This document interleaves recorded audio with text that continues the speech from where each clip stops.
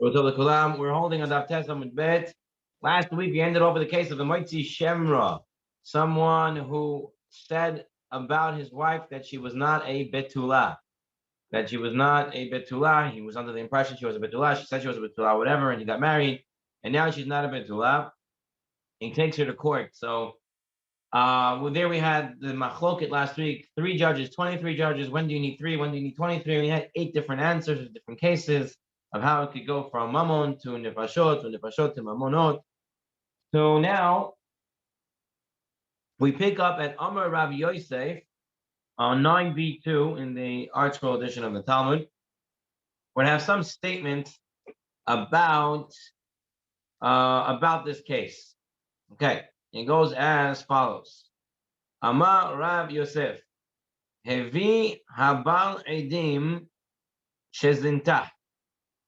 The husband brought witnesses. The husband brought witnesses that his wife was with someone.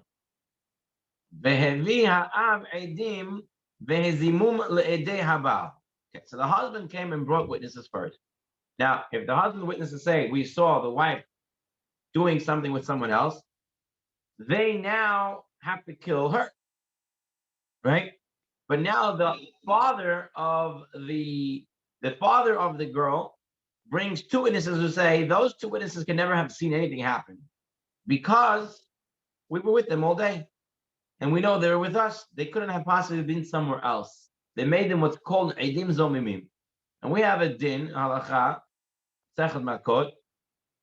False witnesses who are proven false by showing that they could not have been at the place they said they were. We do to them what they wanted to do to someone else. Kasher zamam. As they plan to do to someone else, you do to them. So what happens now? The original witnesses who wanted to kill the wife came to say that she committed adultery. They are going to end up being killed. We kill them because they try to get the wife killed and the adulterer killed. So they get killed. But they don't have to pay money. Why would they think you have to pay money?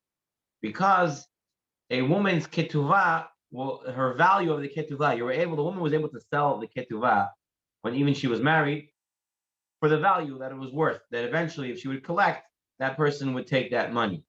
So the value of her ketuvah will go down. And that's what they were trying to do by saying that she was an adulterer. So you would think, since they try to kill her and make her ketuvah go down, her payment go down, the value go down, they would have to pay and be killed. So be killed and pay from their estate. The Gemara tells us no. You kill them and you don't take money from them. Now this is a famous principle throughout Shas, throughout the Talmud. And if you look at note 14 on the top right column, the saying in the Talmud is "Kom le b'dirabamine," that if we have 2 punishments to give a person for the same act, he did one act that requires 2 punishments. You're not going to give him 2 punishments. You're going to give him the harsher punishment, and the lighter punishment you don't give. Kom le b'dirabamine. That's what it means. So they tried to get the wife killed, as well as make her ketuvah payment go down. Now they're found to be edim zomimim. Whatever they did happens to them. So you would think you have to kill them and make them pay money. No, all you do is kill them. So far, that's the first case of Amar Rav Yosef. Now, Rav Yosef now is going to add on to this case. So we had the first 2 witnesses. The second 2 witnesses, first 2 witnesses of the husband. Then 2 witnesses of the husband. The father came and said they're false. So we have these 2 witnesses now. Now Rav Yosef's case is another 2 witnesses come and say that the father's witnesses are false. So the father's witnesses said that the husband witnesses are false, but now another 2 witnesses come and say the father's witnesses are false because they were with us that day that they said that they were over there with them. And make them edim zomimim. So let's see. Hazar. Ve'evi haba edim. So now the husband comes back and he brings edim behezimum le'edei ha'av. And he now makes the father's edim zomimim, false witnesses. And now what happens to the false witnesses? So the father's witnesses are false. So what happens to them? So it says over here, we kill the father's witnesses. Why we kill the father's witnesses? Because they tried to get the husband witnesses killed. By making the husband witnesses false witnesses, the husband's witnesses would have been killed. So this way now, the father's witnesses have to happen to them what they try to do to those, so they have to be killed. And then the Gemara says, Umishalimin. And they have to pay. Even though they're going to be killed, they have to pay as well. Now, why do they have to pay as well? We said, if you have two punishments, then you only choose the higher punishment. Well, that is true if it's the same act that applies to the same people. Here, on the other hand, the husband, if the father's witnesses would have stayed true, right? If they would have said before the husband brought another pair of witnesses, if they would have stayed true, what would have happened? He would have killed the witnesses, and the husband would have to pay the father 100 shekel fine. Another a knas. He would have to pay for speaking lashon hara about his wife that wasn't true. To Mitzi Shemra, saying a false statement about his wife. So he would have caused the father to lose $100, 100 shekel, not $100, 100 shekel, as well as the witnesses to be killed. So what they would cause would happen to two separate people. So as such, they're chayav both. Even though usually we say kam lem and we go with the higher punishment, but here, since what they did caused two different things to two different people, so therefore they have to now be punished both. Both they have to get killed and they have to pay from their estate. Killed because they would have gotten the other witnesses killed, the husband's first set of witnesses killed, and they would have caused the husband to pay, so they have to get killed and pay. As the Gemara says, who gets killed? Who gets killed and who gets paid?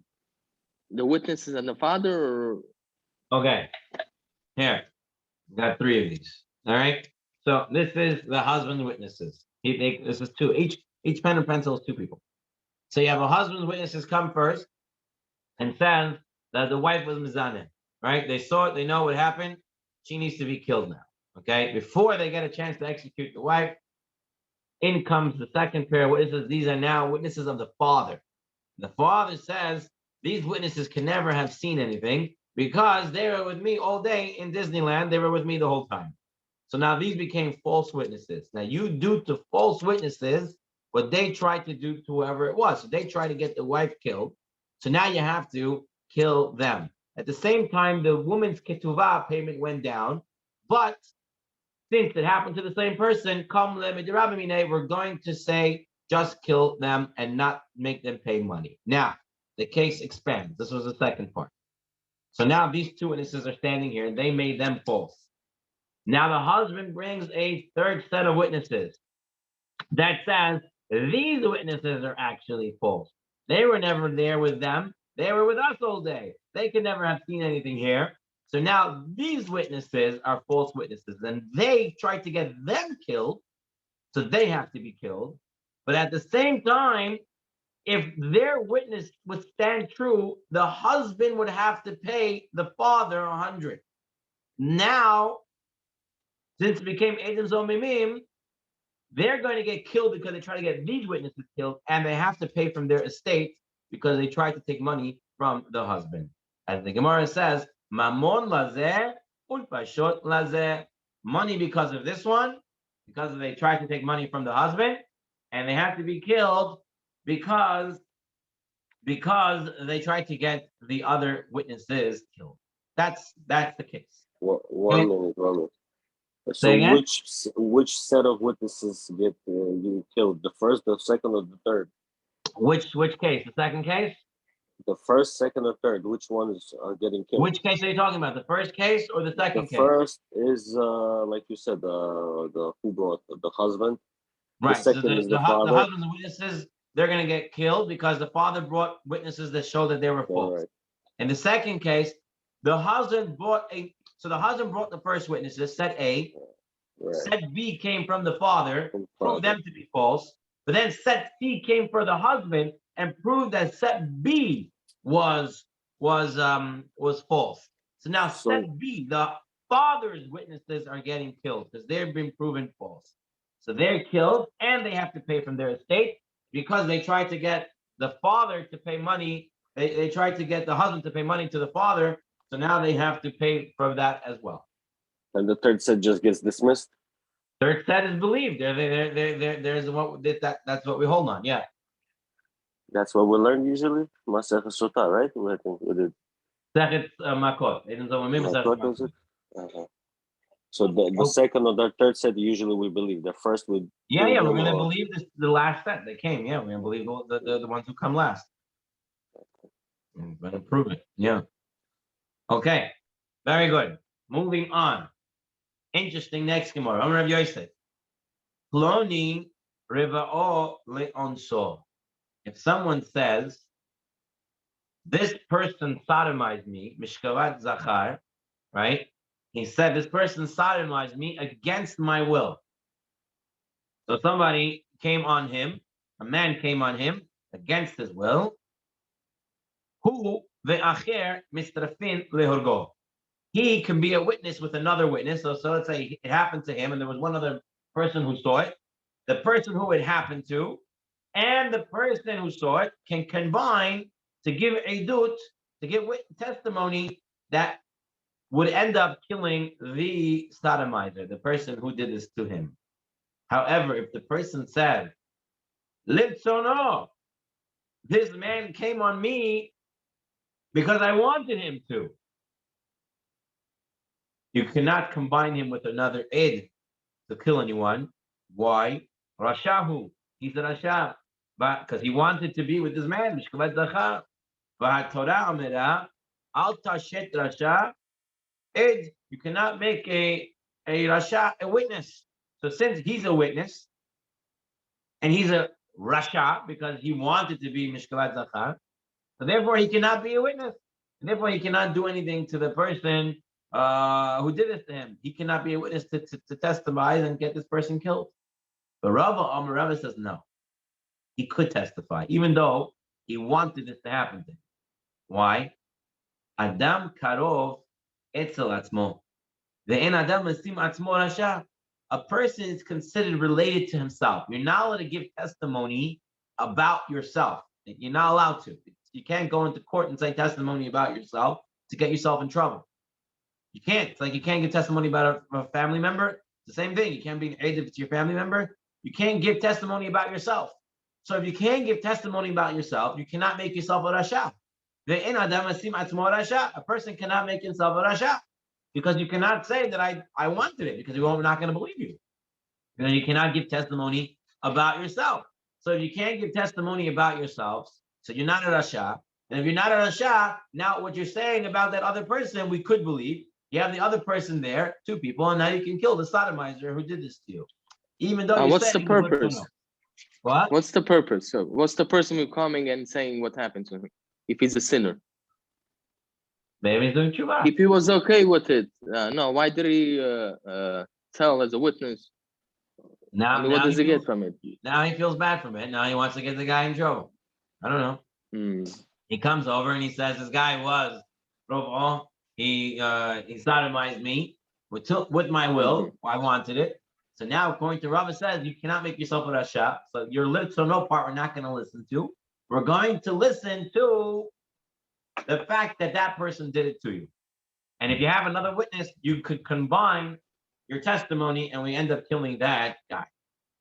Amar Rava, as returning now to that Yudam and Aleph. Ploni ba al ishti. What happens if a person says, there was a man who came and was with my wife? The man saw that a husband saw that another man was sleeping with his wife. Who the acher mistrafin lehurgo. He, the husband, and another person who saw it can combine their testimony, become witnesses, edim, two witnesses, and the person who was with that man that was with his wife can be executed.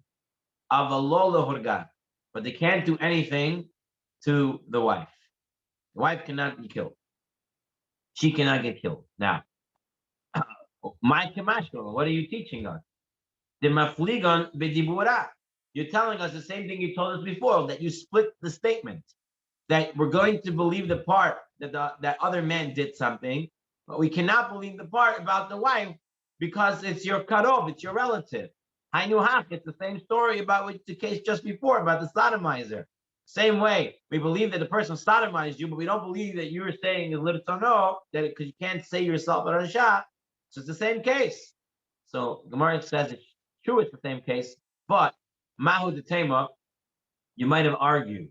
Adam karov etzel atmo amrina. We will say a person is related to himself. Therefore, he cannot give testimony about himself. Etzel ishto lo amrinan. But maybe he's not related enough to his wife that his testimony will not be believed about his wife. Maybe it should be believed. No, a relation to your wife is like you, right? And therefore, we will not believe the testimony about the wife. We're not going to listen to that part. We're only going to listen to the part about the man who was with the wife. So that's plaginan b'dibura. We split the statement. All right. So far, so good. Right. The next case. Omar Rava. Rava said, Ploni ba anara hameorasa. Witnesses come and say that a certain man was with a na'ara hameorasa. Na'ara hameorasa, it's between 12 and 12 and a half.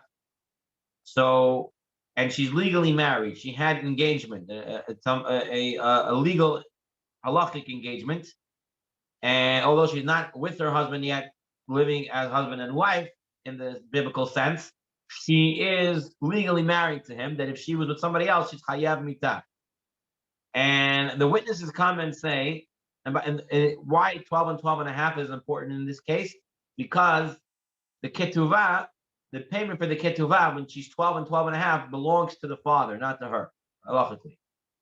So this is the case. So he comes and he says, two witnesses come and say that this man, right, Tony, was with this engaged 12-year-old girl, the husmu. And then these two witnesses who said this became edim zomimim. They became false witnesses. So what happens to them? Neharigin, we kill them. They don't have to pay money. Now, why? They have to be killed because they tried to get that man killed. Why don't they have to pay money? They never identified who the girl was. They never said the girl was this girl. They just said, this man came onto an engaged girl. They never said who the girl was. So since they never said the girl was, they never caused a specific person to lose out anything. So therefore, the father of the girl who was entitled to the ketuvah never actually lost the ketuvah. Now, in note 5, note 5, from the Yad Ramah, the note 5 in the article asks a question. If he never identified the girl, then why would you think he should pay money? You're telling me he doesn't have to pay money. He never caused anyone loss. So the Yad Ramah says, really, no, he never identified anybody. But when such a case comes to Bedin, people start to talk. And people then, based on the case facts, are able to find out who this was. So her ketuvah payment does go down because the case comes out. People will talk about it. She loses value to her ketuvah. But he never specified, these witnesses never specified her. So therefore, you might think they might have to pay money because they caused it to happen in the end. But since they never specified her, that's why they are not having to pay to the father.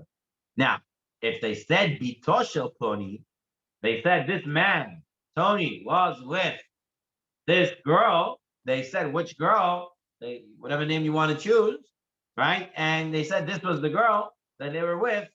So now the husmu, and they became false witnesses. Neharigin, they have to be killed and they have to pay money. Killed because if we would have believed their testimony, we would have killed the girl and the person that was with her, and they have to pay money because they would have caused the father of the girl to lose value of the ketuvah. Therefore, mamon lazeh, ufashot lazeh, money for one, and the nefesh for another. So again, if all of these cases are pretty much the same case, if it's just dealing with one person, then come you choose the harsher punishment. If they're talking about two people, but one of the people are not identified, so then it's just one punishment for those who are identified. If it's for two separate people that it causes an issue, then both punishments can happen to them. Amarava, Ploini Rava Hashar. Testimony comes to the Bedin that Tony was with an ox, that he slept with an ox. Yeah, sodomized an ox, which is asur. Vehozmu. And then these witnesses turned out to be false. So what do? Neharigin, we killed these witnesses because that's what would have happened to Tony. If he would have believed the testimony, they would have killed him. The aim is shalami mamon. He don't have to pay any money for attempting to kill someone's ox, because the value of the ox, nobody. Again, this case was they didn't say who the shore was, who it belonged to, who the ox belonged to. They never mentioned. They just said this man was with a shore, with an ox. Now, Shoroshel Ploni, if they would have said that Tony was with Jack's ox, we said whose ox it was. So now they had Vehuzmu, and they became to be false witnesses. They had again, we're going to kill them because they tried to get Tony killed. They have to pay money because they would have caused Jack's animal to be killed, and Jack's animal is his property, and that would have caused what's it called a property value loss, and so that money they have to pay to Jack. So we kill them, and we take money from their estate. Mamon lazeh und bashot lazeh. Okay, so they were expecting two different people. Both punishments will come through. Oh, two lamali, where it says, why do I need this case? It's the same case. If it affects two people, two punishments. Affects one person, one punishment. Affects the same person two different ways, still one punishment. It's all the same din. You're not telling me any new chiddush at this point. So the Gemara answers, "Mashum the boy ba'aya ilave." Rava taught this ruling because he had another question to ask. What was his real question? The Zoy Rava. Ploni Rava Shori. Someone says, the owner of the ox said, Tony sodomized my ox. Mahu. What's the law? Mi amrinan adam karov etzel atzmo. Ve'en adam karov etzel mamano. Do we say that a person is only related to himself, and if he says something about himself, then we don't believe him? But if he says it about his money, we do believe him. Or dilma amrinan adam karov etzel mamano. Or do we say a person is related to his money, so therefore if he talks about his property, we cannot believe what he's saying about his property? Basically, do we do kliganun b'dibura in this case about a person's property? Right? We know we would have said it about his wife, or he would have said about himself, the part about himself or his wife we don't believe. And we only believe the other part of his statement. We learned already. Question is, what about property? What status does property have? Is it related close enough that we don't believe it to him if he talks about it, or is it not related enough to him? So batar devaya hadar peshuta. Once he asked the question, he now answered the question. He said, Adam karov etzel atzmo. Person is considered related to himself, and Adam karov etzel mamano. He's not considered related to his property. So therefore, in this case, where he said, this Tony sodomized my ox, we believe him on both fronts. We believe that Tony did it if he has another witness with him, and therefore Tony will be killed, and his ox will have to be killed also, because we believe in his statement about his ox, that his ox was the one who got sodomized. So far, so good. Any questions up until now? Okay? And the halakha pretty much in all these cases was the way we learned it. Okay? That's pretty much the way the halakha is. The only thing they bring down from the Ramah says you could believe a person who says somebody sodomized me. And he, for himself, we don't believe, but the person he said who did it to him, we do believe about that.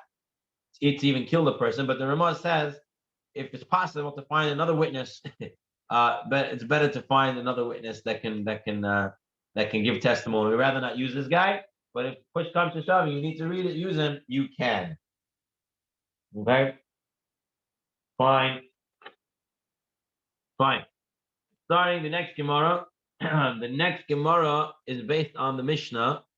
The Mishnah talked about that when you give makot, you need to give it with 3 judges. Or there is an opinion, 23 judges. Okay, so we're going to have to go through whether 3 or 23 and why they say each. Lahalacha, the Rambam paskins that in order to give makot, you have to give makot in front of 3 judges who have smicha from Moshe Rabbeinu, ish mepi ish. So today, we do not have judges anymore who have smicha from Moshe Rabbeinu going down straight from person to person. So therefore, we do not do the cases of makot. What we do Erev Yom Kippur, by the way, it's not makot in the sense of the way they did makot in Bedin. It's just a zecher, just a remez. We're trying to do something to show we're taking makot. One of the big differences you're going to see is that when they gave makot in Bedin, they would hit the back twice and then once in the front of the body. If you Erev Yom Kippur, if you ever did it, it's 1, 2, 3. Just say and you go like that around, and it's a different. Don't get the two confused. They were talking about court-sanctioned lashes. So makot b'shlosha. You give makot, it has to be done with 3 judges. From where is this law derived? Amar Rav Huna. We have a pasuk. Amakra ushpatum. You want to see the full pasuk? Look at note 12. Riv ben anashim. There was a dispute between people, and they come to the mishpat ushpatum, and you judge them. You say that the righteous is righteous, and you say that the evildoer is evil. And the pasuk continues. Then it shall be that the evil one should get lashes. That's the psukim. So the Gemara says, it says ushpatum, they shall judge. They meaning at least 2. The ein betin shakul, and you don't have a even betin. You always have to have an odd betin. Mostafin aleim odechat. So you add 1 more. Arei kan shlosha. That's how we know we have to have 3 judges. Gemara says. You tell me from this pasuk, ushpatum, it's double. We have more words that are plural in this pasuk. Elimata, v'hitzdiku, and you should make him righteous. That's a plural. Shnayim. V'hirshiu, and you should make him the one who's evil. Say he's evil. Shnayim is also in plural. Tarei kan shiva. So you have 3 plurals. You have ushpatum, v'hitzdiku, v'hirshiu. So 2, 4, 6. You can't have an even bedin. So 7. You should have 7 judges if you're saying it's based on this pasuk. Malkil, you had a question? I think, earlier we learned that Chachamim say 23 judges I needed, no? And 3 judges by Rabbi Meir. So there was a machloket in the Mishnah of how many you need, 3 or 23 for makot. Because the last thing we finished off, there were 8 reasons with the whole thing that we did. And right. Rav Ashi, that's what he mentioned. Rav Ashi. So if you take a look at the Mishnah, way back it says makot v'shlosha. That's the Tanakama. The makot need 3. Mishum Yishmael Amru. The name of Yishmael, they say ve'islim ushlosha. You need 23. So that's the machloket. So right now we're dealing with the opinion about 3. So if you're learning it from the word ushpatum, then why don't you learn v'hitziku v'hirshu'u and get to 7? The Gemara answers, you can't. The words v'hitziku v'hirshu'u are being used for something else. They're needed for Ula's teaching. The Amar Ula, for Ula said, Remez le'idim zomimim min Torah minayin. How do we know? Where do we know a sign from the Torah about edim zomimim, that you can have false witnesses and what to do with them? Gemara said, whoa, hold on. Remez le'idim zomimim? An allusion about edim zomimim, a remez? The Haketiv, it says meferish, it says explicitly in the Torah. Ka'asher zamam. As they're trying to do to someone else, you do to them. El remez, what do you mean remez? Le'edim zomimim shilokim menayin. There are some edim zomimim that you cannot do to them what they wanted to do to someone else. So what do you do in that case? You give them malkot. What is the case? If someone trying to do something to someone, you cannot do it back to them. There are a few cases, but the most famous of cases is 2 witnesses show up to Beit Din and say, you know that guy, Avram HaKohen? We have an Avram here, so let's change it to Yitzchak HaKohen. You know this guy, Yitzchak HaKohen? He's not a Kohen. His father wasn't a Kohen. He's fake. So that's what they say. So if we would have believed them, Yitzchak would no longer be a Kohen. But then 2 other witnesses come and say, you can't be, you never knew, you never saw, and they prove him to be edim zomimim. Okay? So now, what are you going to do to these witnesses? Say, oh, you're not a Kohen? Because you try to make that guy not a Kohen, so you're not a Kohen? Let's say they never were Kohanim. Let's say they were Israelim. And even if they were Kohanim, you don't say they're not a Kohen. Instead, in this case, what you do is you give them makot. You give them lashes instead. Now, how do we know this? Where do we get this idea that instead of paying them back the way they did it to someone else, you give them lashes instead? From this pasuk, it says, say to the righteous, he's righteous, and to the evil, he's evil. So if you say that he's a tzaddik and he's an evil, and then the pasuk says you give makot, why would you give makot? You're saying this person is innocent and that person is evil. We already know the din. It was already done everything. So why are you giving makot now? Ela, what's the story? Edim shirishu tzaddik. Witnesses came and said that the righteous person was a rasha. And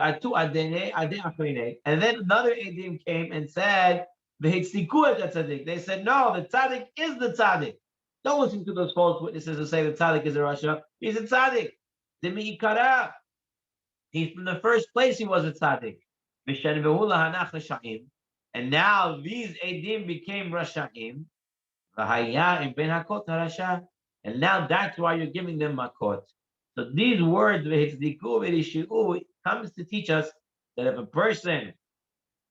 if witnesses give false testimony, you cannot do to them what they wanted to do to someone else. Instead, you give them makot. That's where you use these words. That's why you cannot use them to tell us you need 7 judges for makot. So you learn makot from the word ushvatum, and you only need 3 makot. Gemara said, hold on. Why do I need this whole fancy pasuk to tell me? They were over a lab. They were over a negative prohibition that says you're not allowed to do something in the Torah. And we have, if you ever transgress a negative prohibition in the Torah, you get lashes. That's the general rule. It says do not bear false witness. That is allowed. You're not allowed to bear false witness. It's a negative man. You're not allowed to do that. So if you do that, you should be hayav makot. Without this whole fancy pasuk v'hizdiku v'yeshu and explain it the way Ula explained it, just person was over allowed, he transgressed the negative commandment, and he should be giving makot for it. Gemara answers, this is very important. You say, Mishum dahava le'lav she'em bo ma'aseh. Chol lav she'em bo ma'aseh elokin alav. We have another principle that says you only give makot if a person transgressed with an action. And giving a dut, speaking in court, is not considered an action in order to give makot. It's not considered a halachic action in order for that person to get halachic makot. So therefore, we cannot learn that it says do not give false witness that should lead to makot, because it's no action there. And if there's no action, you can't give makot. Therefore, you need a special pasuk, v'hitziku v'hishiru, to teach us this idea. Okay, to teach us this law. Now, that was according to the Tanakhama Mishnah, which was you needed only 3 judges to give makot. Rabbi Shmuel, Rabbi Shmuel Amru, ve'eslimu shlosha. But Rabbi Shmuel said you need 23. My time, Rabbi Shmuel. Where is Rabbi Shmuel coming from? Why does he say you only need 23? My time, Rabbi Shmuel. Amar Abaye. Atya rasha rasha mechayeve mitot. We're going to make a gezerah shava. What's a gezerah shava? A linkage of words. You have one word in a certain pasuk, another word in another pasuk, and you're going to learn halachot from both pesukim. Now, before you get excited about this gezerah shava, you cannot use the gezerah shava just like that. You cannot all of a sudden say, "Oh, here it looks like this, here it says like that. We're going to learn it." You have to have a mistorah. It has to be a tradition that this is an established gezerah shava. This is an established linkage of words that we can learn halachot from. In fact, you'll see in the Gemara throughout Shas that certain gezerot shavot, rabbis argue. He said, "I don't have this tradition. I cannot learn this gezerah shava. My rabbi never taught it to me."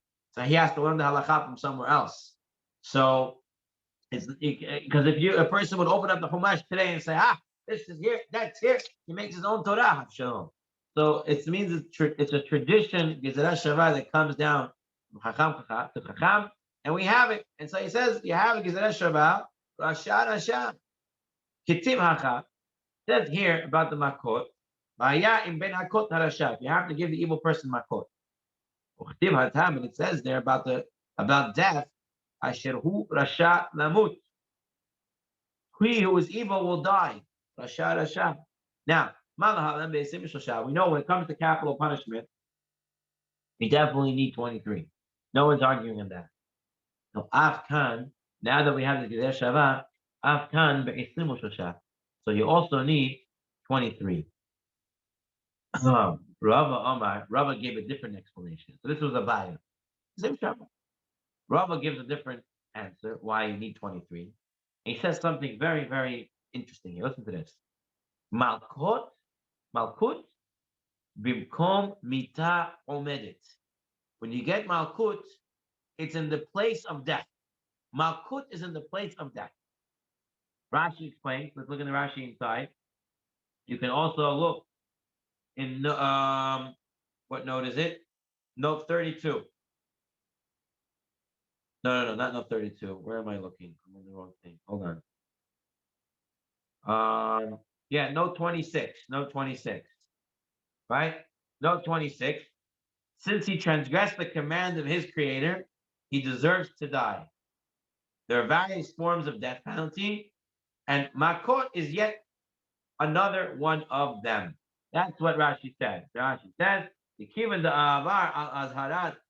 went against the warning of Hashem. He's supposed to die. And this death penalty is a penalty on him. And now this makot is like one of the mitot. Just like stoning is its own death penalty, the streifa, burning is its own death penalty. Killing is also its own death penalty. It's one of the mitot. According to Rashi, malkut, the way Rav is explaining, is one of the mitot. Tosafot says, you know why it's considered malkut considered mita, death? He says because the truth is, look on the bottom Tosafot on that page. Yesh mefarshim mishum shedibnei Noach azaratan zu hamitatan. That when it comes to a bnei Noach, the non-Jews, if they go against one of the Shiva mitzvot, their warning is their death. Meaning, if a non-Jew eats Aver min achai, he eats a live animal, technically, you ought to go over and kill him. That's it. He lost his life because he went against the Kadosh Baruch Hu. Now, v'nitzanatu Yisrael malkut al zaroto. kahat mita dibnei Noach. Now Hashem, when He gave the Torah, He gave the Jews another din, malchut. Really, it should be death, because that's what the whole world has. But for us, we got malchut. Therefore, it's malchut is part of death, because otherwise, if we didn't have the Torah for Israel, they would have gotten mita instead of malchut. He brings another answer. Because sometimes people die. Sometimes they die when you're giving malchut. Therefore, it's in the place of death. It can lead to death. But he ends off in the last line, the last 3 words. He says, "Perish kuntrus ikar," and the parish of kuntris. Kuntris is Rashi. When Tosafot says kuntris means pamphlet.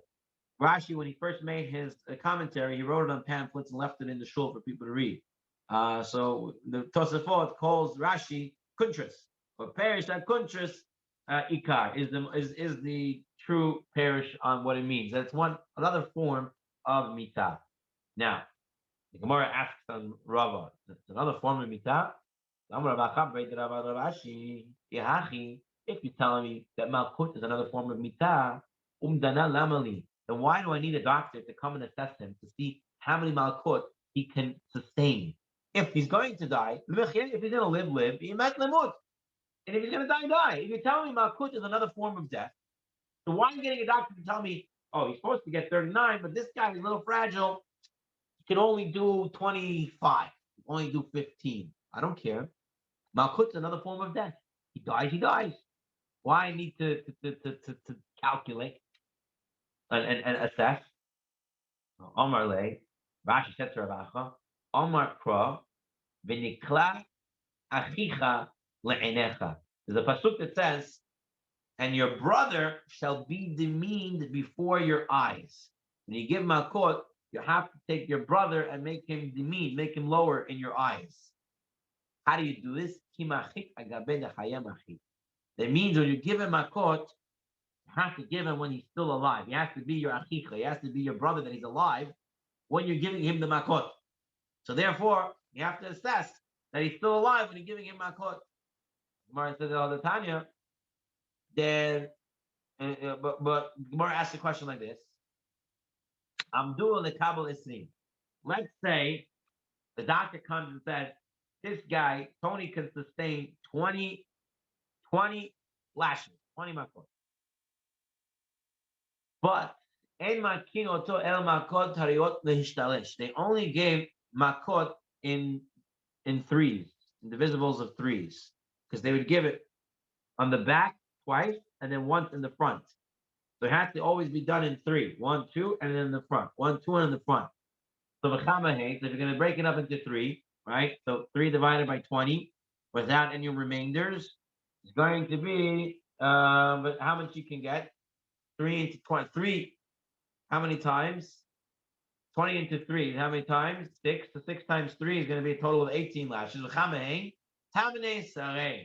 18 lashes. So you give him 18 lashes, total what he can get. Gemara says, now, if you're telling me that he has to be alive when you give him the flogging, let him take 21. Why? When you said he can sustain 20, that means 20, he'll still live afterwards, right? So he's still alive at 21. So give him 21. Then afterwards, he'll die. He's still your brother when you're giving him he's still alive when you give him the last one, and then kill him. Why are you giving him only 18? Give him 21. And if he dies from the last lash, let him die. Because when you flogged him, when you gave him the lamkot, he was still alive. He's your brother, tachicha, and makot is another form of death. So they kill him. Why are you stopping? Amar Lei says no. When it says your brother should be demeaned in your eyes, doesn't mean while you're giving him the makot. It means that after you finish giving him makot, he should still be your brother. The late guy, if you would give him 21 and kill him, then he won't be your brother anymore, and he's not going to be around afterwards. So that cannot be. Therefore, even though makot, according to Rava, is a form of death, yet it says achicha, you got to keep him alive afterwards. So possibly that's another reason why they do it Erev Yom Kippur. Makot is like, say, if I deserve death, this remez that I'm doing of makot is should be an atonement for the death. This is where we're going to get up to for today. Any questions? Yes. What do we say by 21 again? I didn't understand that. If we did 21 times, them 18 times. Okay. So this guy, the doctor said it can take 20 lashes, right? If he takes 20, he'll still live. The Gemara says we don't give 20, we give him 18 because it has to be in threes. The Gemara then says, but if we don't mind killing him anyway, because it's my quote was like mita, give him 21. Now you said he has to be alive when you give it. At 21, he's still alive. So give him the 21st when he's still alive. So it's in 3. 7 times 3 is 21. And therefore you finish it up and he dies, and I don't care about it.